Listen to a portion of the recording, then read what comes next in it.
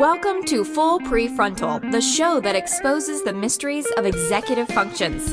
This show is a collection of conversations about the role of the prefrontal cortex, which impacts your focus, planning, problem-solving, emotional balance, and independence. These conversations will introduce mental tools that will empower you to shift your mindset for a successful life. And now, here's your host, Sucheta Kamath. Okay, welcome back to Full Prefrontal, where we are exposing the mysteries of executive function. I am here, as always, with our host, Sucheta Kamath. Good morning, my friend. Wow, I am looking forward to today's conversation. Me too. This is going to be a very special interview. I've waited a long time to talk to this amazing young man, I will say. But before I get started with that, let me just quickly tell you all a story. So one day there was an earthquake, and this story, of course, happened in a Zen monastery. There was an earthquake and that shook the entire Zen temple. So some parts collapsed and there was a big havoc. So many monks were terrified and they were running around scattered. But the Zen master was there and he kind of stopped everybody after the earthquake and gathered them together and said, you now kind of had a firsthand opportunity to see what a Zen master is all about. You saw a massive crisis unfold in front of us, and you see how I didn't panic.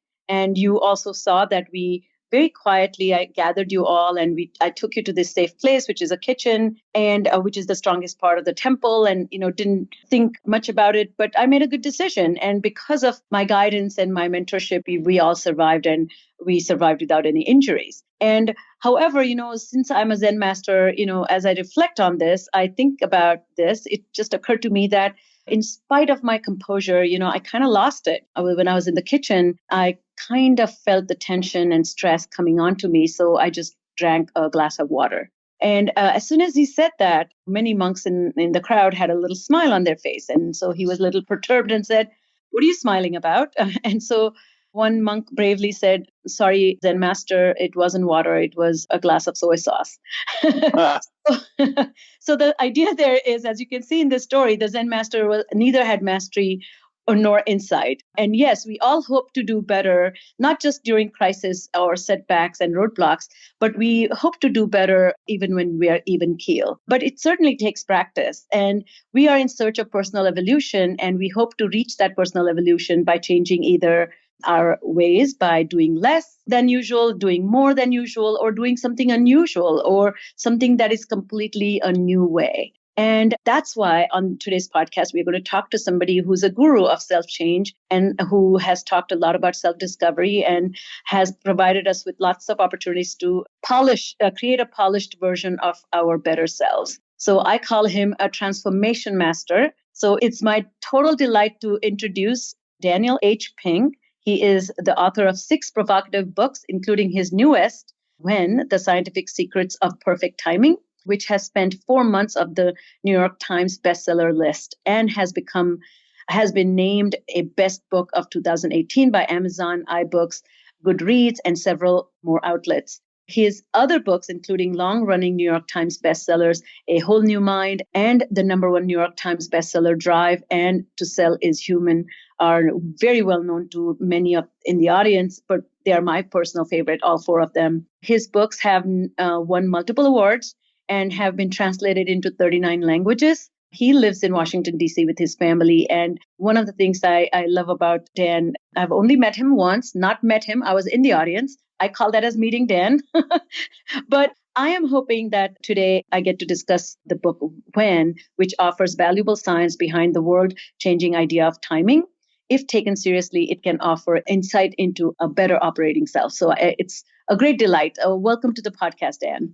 Thanks for having me. So this podcast is about executive function, which entails self-knowledge, self-awareness, goal management, and directing self to become personal best. In short, executive function is the CEO of the brain that governs and gives orders to the rest of the brain. So do you mind, before I start with your work, if we talk a little bit about you as a learner and a thinker? What kind of student were you, and how was your self-regulation as a child? That itself is an interesting question. When I was a kid, I was a very quote unquote good student, but being a good student doesn't necessarily make one a good learner. So in many cases where, I'm an American, I went to a public school in Central Ohio in the 1970s and 80s. And the essence of being a good student in so many ways was simply being compliant, being obedient, giving the authority figure what he or she wanted on time and neatly. And so in that sense, I was a good student. I don't think that I became a good learner through school. I think I actually became a good learner through other experiences in my life. So how did you become aware of that you were a good student, but that doesn't necessarily mean a learner? Was that that came later? Oh, much, much later. Yeah, no, I don't think I had any idea about that when I was a kid. When I was a kid, I was actually focused on being a good student. I don't think I was really focused on being a good learner. It wasn't until well into my adulthood that I realized that those two things are not the same. I mean, well into my adulthood that I realized those two things were not the same. Now, I might have had an inkling of that at different points in my youth, but I never fully put it together until probably my 30s. I love that you distinguish between the two. And in fact, what's so amazing as a reader and person who trains executive function, that your writing comes from someone who has great insight into the value of that process that can allow people to exfoliate their minds, so to speak.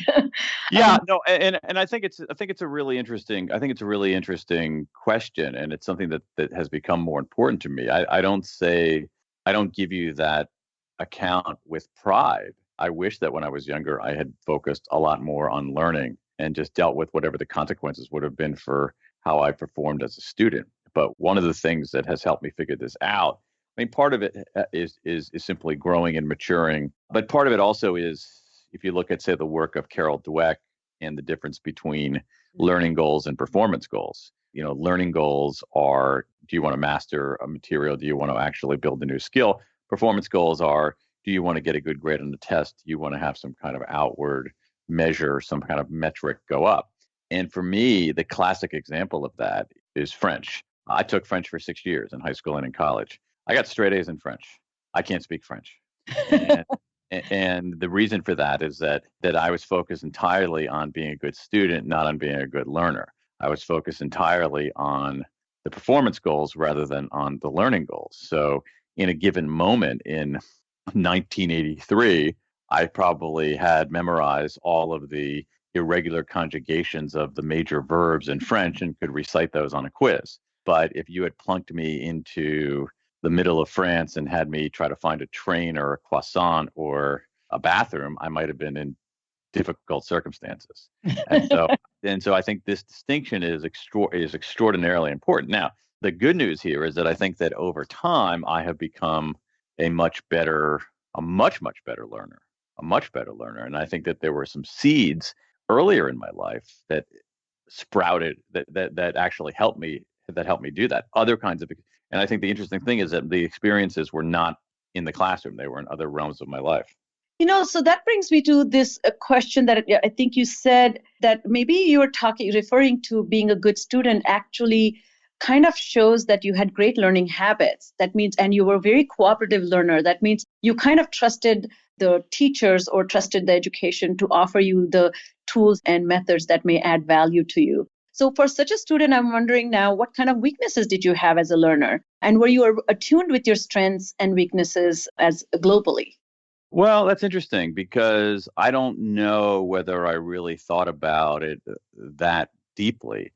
I mean, again, not to keep always going back to Carol Dweck, but I think as a kid I had and I think it's partly the era as well. I had very much a fixed mindset. You were either good at something or you weren't good at something. You were either smart or you weren't smart. You were either capable at a particular subject or you won't, or you weren't. And so I think I fell into that. So I don't think I was super aware of any kinds of strengths or weaknesses. I think on the weaknesses, probably in retrospect, I would say I probably gave up on things too early, but that's partly having a fixed mindset. In terms of strengths, I was always reasonably good with language, or at least the English language. And that's probably a fairly consistent through line in my childhood and formal elementary and secondary education. And I noticed that your love for linguistics, and you minored, I guess, in linguistics, and I have master's. I majored in Oh, you linguistics. majored in linguistics. Yeah. Okay. And I have masters in linguistics, and one of my favorite things, and I'm also multilingual, and languages came easy, but sounds like you probably also had great memories, like a Velcro memory, I like to call it, where information kind of glued to your brain very fast without having to do any intentional processing. And then what I see in your work, you are tremendous at making meaning, which is why you are able to tell these incredible stories from all walks of life by weaving them, which is what adds value to all of us who read your books. So my last question about your own style and your own insight into self as a learner is, were you strategic when it came to learning? But sounds like a lot of things came to you quite intuitively. So I don't know if you needed kind of intentionality in learning hard stuff, because not maybe a lot of stuff was hard. That's another great question.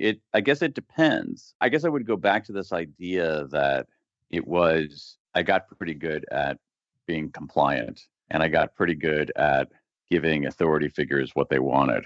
I'm not sure that is learning. And I think that when it came to things that were a little more difficult, I don't think I had quite the growth mindset or the persistence to surmount that when I was younger. I don't feel that way today. And now, again, some of that is certainly maturity. Some of that also is in the era in which I grew up. We didn't talk about fixed and growth mindsets. We didn't talk about grit. We didn't talk about strengths. And, in education psychology and social psychology and personality psychology, those are relatively recent developments. Yeah, so that brings me to the second part and maybe as a parent of three children, you talk about your children, but I'm just curious, what kind of classroom environment did you grow up, and how different do you think it is for the children now, in terms of, is that conducive to learning? Does that exfoliate the mind about their own mindset when it goes, what goes into learning? I actually don't think there's, in general, a massive difference. I went to a public high school, but not in a poor area at all. And we sat in rows and we did our homework, and we sat there and the teacher talked, and maybe we took notes. And then in science, maybe we did some very directed experiments. And maybe in English, we wrote a tiny little bit. I think what's interesting is that if someone were to go back in time, let's say that we were to take a student, let's take 11-year-old me. All right. So 11-year-old, I would be in fifth grade. Okay. Let's say we take a fifth grader. I live in Washington, D.C., somewhere in the metropolitan Washington, D.C. area. We were to take that fifth grader and put her into a time machine and take her back to when I was in fifth grade, which is 1975, and take her into my fifth grade classroom. I think that she would be perfectly at home. I don't think that she'd be surprised at all. I don't think that she would look at it as archaic. I think it would be absolutely recognizable. Meantime, I think if you were to take me as an 11-year-old and put me in a time machine and transport me to a fifth grade class in 2019, I think I might be confused by the computers a couple people might have and by the phones and things like that. But beyond that, I think the classroom would look pretty much the same way my classroom looked. I think many of the approach to learning would be relatively simple and straightforward. I don't think I would have a massive adjustment to have. And I think that's a little bit troubling, because if we think about, I think if we think about, say, the experience of going in for surgery was different in 1975 versus today. Other kinds of experiences are different, and the education experience is less different than some of these others.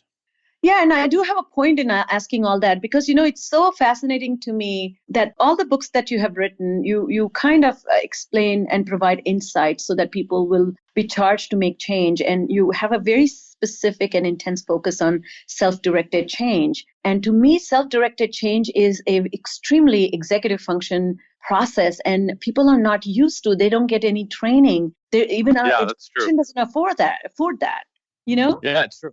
It's true. And I think that people come to that with different levels of innate capacity, but also different kinds of social experience. So, I was, as a kid, especially for a boy, was reasonably good at things like impulse control, and maybe was a little bit slightly less of a knucklehead than some other boys. But it's not anything that anybody explicitly taught. You just had your assignments and did what you had to do. And if you didn't have the executive function, you didn't do well. And if you did have some modest executive function, you were compliant and revered authority, then you would do well. And this is the 21st century gap that I find that people need to really pay attention to. Even the whole new mind that you talk about, this entire different approach to preparing the new generation. But in order to prepare the generation, the most important skill set that you need to teach is, how do I know me? And what kind of information on a daily basis is the student getting to know self? And the parents themselves don't know themselves, and the teachers don't know themselves. So, and so when it comes to self-change, for example, the self-directed change, I am highly motivated. I'm highly self-governed, and I have tremendous influence on me changing me. And I will do better with self-help book because I completely understand your message, and I have the process to inculcate that and inhabitate that new world by saying, no more, because Dan said that on page 57 to implement this, drink more water. Like, even take a simple method of drinking more water as soon as you get up. If that's a new technique I'm trying, that requires incredible not checking your phone, not stopping myself from doing anything but drinking water. So that regulation is required. So anyway, I'm hoping to tie that in. So let's get started with amazing book, When. So in that book, I quote, you say that we are smarter, faster, dimmer, slower, more creative, and less creative in some parts of the day than others. And so you tackle or take on this wonderful idea about cognitive fluctuation and see this daily cognitive roller coaster. And I would love for you to talk about that. One quick comment about that I was going to say is, in my work, I came into this field through brain injury. And we talked about energy management and cognitive resource management for 20 years. And it's so wonderful that it's now hitting the mainstream through somebody like you. Even the neuroscientists have not managed to say that, So tell us a little bit about this idea and how you have conceptualized this in your book. The idea is rooted in science. And if you think about our days, or just think about it, just a given day, we make all kinds of decisions about when to do things. And we tend to make those decisions based on intuition, based on guesswork. We sometimes make them based on default. And it turns out that's the wrong way to do it, that there is this rich body of science out there across multiple disciplines that gives us real evidence on how to make these decisions better, make smarter, better, evidence-based decisions. And the starting point in some ways is making decisions over the course of a day. And one of the things that science tells us, exactly as you said, Sujata, is that our cognitive abilities do not remain static over the course of a day. They change. They change in material ways. They change in fairly predictable ways. And the best time to do something depends on what it is that you do. And if we just factor those things into our decision-making over the course of a day, we're going to learn more, we're going to perform better, we're probably going to be a little bit happier. I would love to review some strategies that you have introduced. So one idea is that slump into a spark, how to convert that dip that we experience. So you offer a lot of strategies to maximize personal cognitive reserve.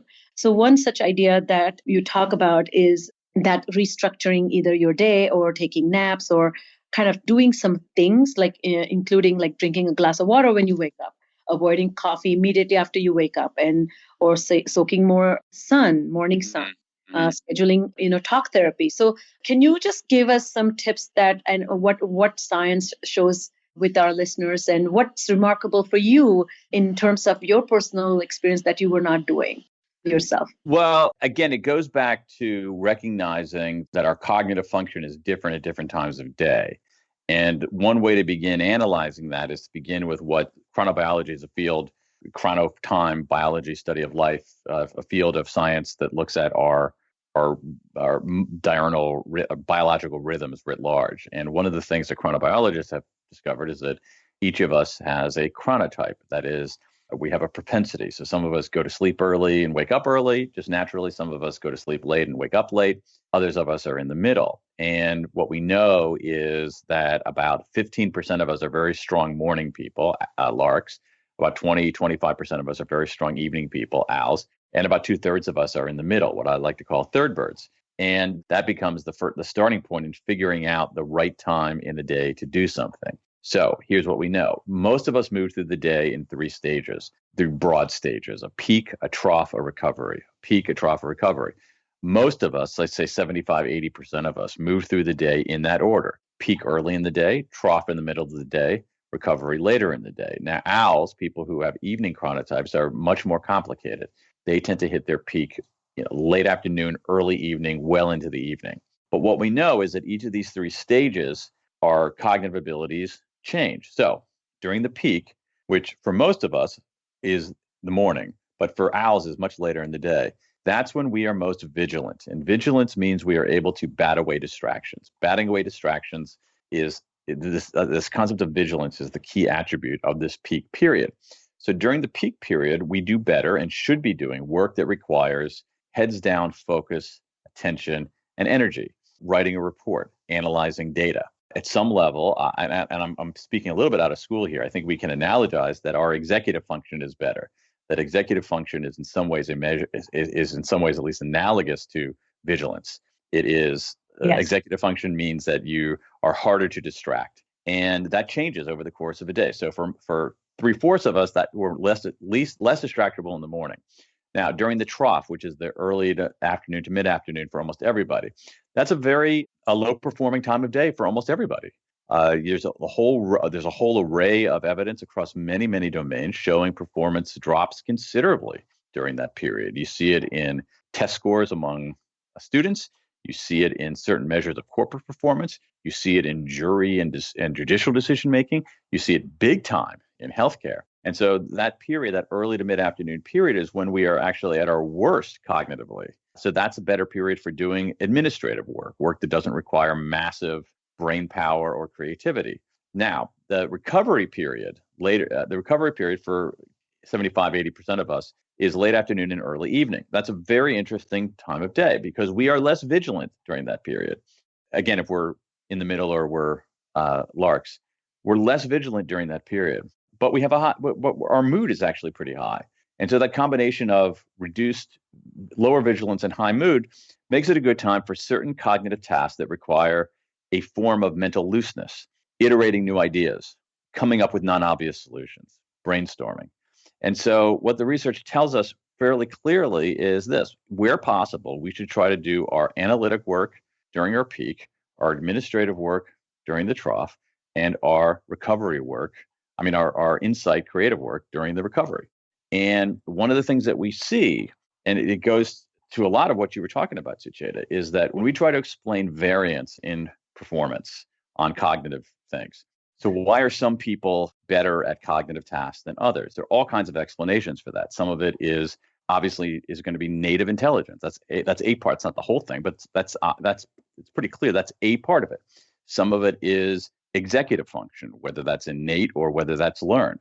Some of it, a big part of it, is social advantage. People don't start life in equal footings. But what this research is telling us is that we can explain about 20% of the variance based on time of day.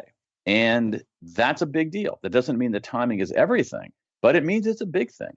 And if we can just take small steps to do the right work at the right time, as I said before, we're going to perform at a higher level. I think, you have organized this in such a wonderful way that it clearly makes these connections understandable, but also like the importance of implementing them in your life.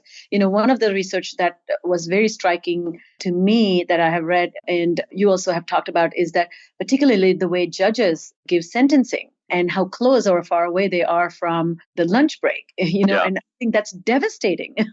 Oh, it's terrifying. It's terrifying. And that's just, we look at, decision making differs over different times of day. What that research showed, which was a study of judges in the Israeli parole system, done by one of the researchers, a guy named Jonathan Levov at Stanford University. What it showed is that judges were more likely to grant parole early in the day and immediately after breaks. And so there was the difference between seeing a judge immediately before her break, and seeing a judge immediately after her break was massive. And that should alarm us about the integrity of the judicial decision-making process. But you see other things. You see, I mentioned juries. There's some interesting experimental evidence with jurors showing that if jurors who deliberate in the morning are less likely to resort to racial stereotypes than jurors who deliberate in the afternoon. So over and over again, we have come to the belief. It's not even a belief because it's not less affirmative than that. It's an assumption. We assume that all times of day are created equal, and they're not. They're fundamentally not. All times of day are not created created equal. There are significant differences in our cognitive abilities based on time of day. And simply folding that into the way we make decisions on a daily basis is going to help us out. Two thoughts come to my mind. One is, I think Dan Ariely's work about predictably irrational. Mhm. I think we truly believe that we are neutral, we are under control, we have great control over our decision making, and this all the work that you're quoting just shows how clueless we are. Oh, yeah. No, there's a base. That's a great point. We are far less capable decision makers than we believe that we are, and we are far more susceptible to diurnal rhythms than we believe that we are.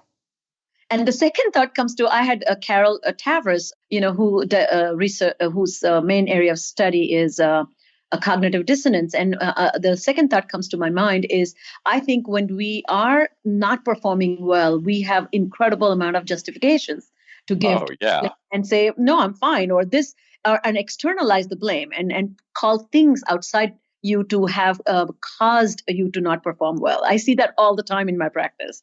Of course. I mean, that's a big part of it. The other thing is that another big factor is many people don't know how they're performing. They don't even have a good way of measuring, of knowing whether they're performing well or performing poorly. And as you know, many people have an inflated opinion of how effective they are, how able they are. And as we also know from Dunning and Kruger, that the people who know the least, who are the least expert, are more likely to believe they're awesome. Yes. Metacognitive insight. And in fact, I'm about to bring this software. I've designed a software that trains the self-awareness in learners and thinkers to help them not so much improve cognitive ability, but develop understanding of self by giving them. So in a daily basis, what is the mirror that we look into that allows us to fix ourselves? So there are two ways, right? Somebody tells us that you made a mistake or something didn't go per desire, or even we notice it. And second is if we have unfavorable outcomes or something that is against the goal. But those can be very insidious or invisible feedback. So there's nothing looking in the mirror to fix me kind of process. And so I feel that we need to have a specialized way of introducing this understanding of self so that, one, we can become a little bit appropriately, judging ourselves and have some respectable acceptance that maybe I'm not perfect, but at the same time, not feel crushed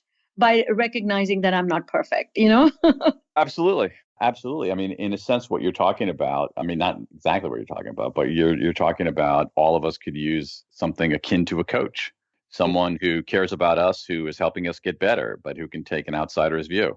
Exactly. And who's dedicated to our improvement, not to degrading us, not to validating us, but to helping us improve. And that's why in this particular software, it's called EXQ. We have virtual coach, which is walks the learner through learning from mistakes of other.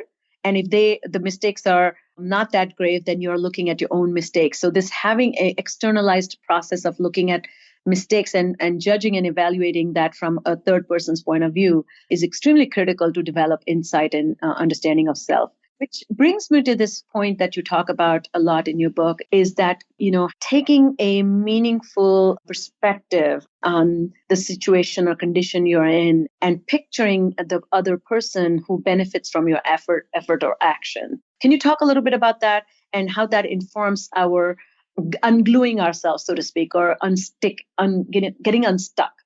Well, right. That's a technique, as you say, for getting unstuck. That is, what we know from a lot of research. Let's take the work of Teresa Amabile at Harvard Business School. What she has found is that the single biggest day-to-day motivator on the job is making progress and meaningful work. So the days when we're making progress, we feel pretty motivated. The days when we're not making progress, when we're thwarted, we feel far less motivated. And so progress depends in part on getting information and feedback on how you're doing, which is not always the case. But it also requires some strategies for when you're not making progress. What do you do to reboot, to reroute, to redirect yourself? And some of the things that you can do are various kinds of mental exercises. So things like imagining how someone is going to benefit from your work. So if I'm, say, happen to be writing a very, very short proposal for a new book this morning. So if I got stuck on that, which I always do, I might think, okay, let me try to picture someone who might read this book and benefit from it. Someone who might read this book and make different decisions about her own life. That might be a way to help me get unstuck. Another thing is very powerful is some form of self-distancing. There's a lot of research on self-distancing showing that we do better at solving other people's problems than we do our own problems. So let's say that we're stuck. One technique that I think is really effective is asking ourselves, what would you tell your best friend to do? And I use that technique all the time. I think I got it originally from Chip Heath and Dan Heath's book, Decisive. But if somebody comes to me for advice, sometimes I will say to them, okay, so you laid it all out. What would you tell your best friend to do? And what I find is that in many cases, they know immediately what they tell their best friend to do, which is probably what they should do. Yeah. And are you familiar with the Batman effect? Absolutely. And so there's that. So there's this, the idea of coming up with well, yeah, exactly. What would Batman do in this situation? So it's a kind of that's an interesting kind of alter ego aspect to it. But there is and what's interesting is that what we need to do is we need to toggle. We need to be self-aware, but we also need to be self-distant. And how you toggle between those two is in one ways is one of the dials of high performance. Yeah, and I think from executive function point of view, we have cool executive functions and we have hot executive function. And those emotionally laden, emotionally charged decision-making routes that circumvent some of the, higher order thinking skills. And so to activate the calm collective way of thinking can be achieved through that self-distancing. What would Bob do? Or what would the Batman do? What would I advise my best friend? And the second thing about that advantage is, creating new ideas requires you to have a perspective that is not just yours, because we have a limited perspective and we are bound to our ideas being final and amazing, that we will rarely allow ourselves to shift because that will require us to somewhat accept that maybe that idea was not that great. So that also can stimulate, so to speak, the creativity a little bit by thinking from somebody else's point of view. That brings me to this last question, which is what you're calling, you've always had this, calling for all of us to think about making a cultural shift, or you're asking maybe the culture to shift. and even every decision that we take to manage ourselves better using these insights that we are gathering from anthropology, social psychology, cognitive neuroscience, is telling us that the beliefs that we have harbored may not have been the most accurate ones. And the new information is telling us to change the way we lead our daily lives. Mm-hmm. But that requires intentionality and getting cooperation from systems or organizations or culture. Like I'm thinking about, like, we know naps are effective, and places like high-end places like Google may even have pods where you can take a nap. But can you imagine in like middle America corporation, like when people are in cubicles, they will slap somebody silly if they are taking a nap. So how do you envision that we as a culture move in that direction where we are closer to self-actualization? I think it's a tough one, because I think you identified what the interplay that makes it challenging, which is that it's partly about individual volition, but it's partly about the systems that somebody is in. And so if I have any guidance on that, it's to start small. It's very hard to change a system. It's very hard to change any kind of entrenched system. Very, very hard. And so if you go in with the aspiration to change the system, from at its root, you're probably going to be disappointed. But at some level, I think that it gives us a false model of how systems change. In many cases, not all, but in many cases, systems change by people starting with smaller ambitions, so that they decide to do one thing in their own realm to make things better. And then someone else does the same thing, and someone else does the same thing, and someone else does the same thing. And suddenly you have this cascade where things actually do change. And it's so hard. I mean, inertia is such a powerful force, both at the individual and institutional level, that my best advice is starting small and being consistent. And I'm not saying that's going to work every time, but it does give you a fighting chance. No, I think it's a great advice, and so palatable. Any change, inviting people to change in a small quantity is totally acceptable. Right. Now, how can we apply this to parenting? running a household is itself has systemic problems the way I see it.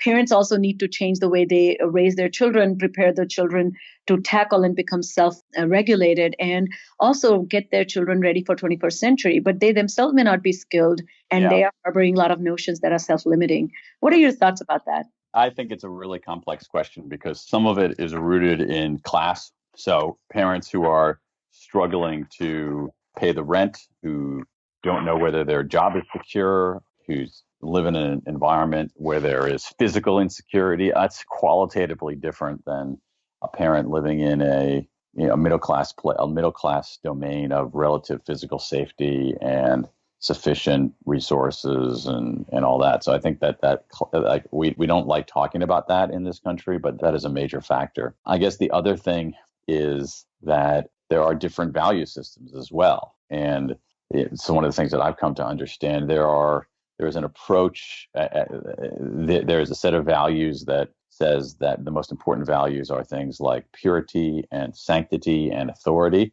And there's another set of values that says what's really important is tolerance and individuality and freedom.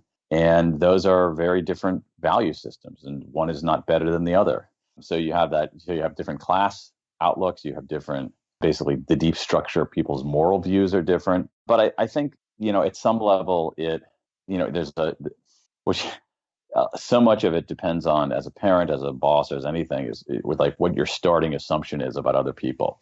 So if your starting assumption about other people is that they're lazy, they're shiftless, they need to be, they're lazy, they can't be trusted, then I think that's going to lead you down one path, a very controlling path. If your starting premise is that people are want to do good work, are generally trustworthy, are generally good people, that's going to lead you down another path. And my view is let's start with that positive assumption and let people disprove it. I think what happens now in too many circumstances is that we start with that negative assumption. And so we build in mechanisms of control, whether in schools, whether in our households, whether in companies. And when you have people who don't need to be controlled. I mean, I just see like certain kinds of workplace policies. Certain kinds of workplace policies are designed for the 4% of 5% of people who are jerks, rather than the 95% of people who are decent human beings. So I think, one thing to do, one step is to assume that people are like you. Most people believe of themselves that they are honorable, that they want to contribute, that they care. So assume the same thing about other people and let them disprove that. As we end, Dan, answer this for me. As you look into the future, what are you most hopeful about? And what keeps you up at night? I guess what I'm most hopeful about is that in general, there has, that the arrow of history generally points to progress. So if we think about our lives today, writ large, versus our lives 200 years ago, it's generally better. There's very few people who would want to live 200 years ago versus today. And I think that the where the arrow of history points is generally, not always, pretty positive. I guess what concerns me is that some of the challenges we face their scope seems well beyond the scope of our institutions to deal with them. So if you think about climate change, I don't think we have the institutional mechanisms to deal with that. If you think about some of the breakdown in our democratic function, I'm not sure whether we have our institutions are strong enough to deal with that. If you think about this, to some extent, inequality is not something that our institutions are really well equipped to deal with. So that the complexity of the problem, the complexity, scope, and force of the problem exceeds the complexity, force, and competence of our institutions. That's what worries me. Wow. Well, I cannot tell you how wonderful this conversation has been for me, and I'm sure all our listeners are going to thoroughly enjoy it. And I hope you had a chance to tell some parts of your personal journey as a learner that I don't think many people often ask you. So I'm really, really grateful for your time today. Thank you so much, Dan. Thanks for having me, Sucheta. All right, that's all the time we have for today. On behalf of our host, Sucheta Kamath, our guest, Daniel Pink, and all of us at Cerebral Matters, thank you for tuning in and listening, and we'll look forward to seeing you again next week on Full Prefrontal. Thank you for listening to Full Prefrontal, exposing the mysteries of executive functions. To contact our host, Sucheta Kamath, and learn more about her work on improving executive functions, visit her website at cerebralmatters.com. That's cerebralmatters.com. Tune in next week for the next informative episode of Full Prefrontal.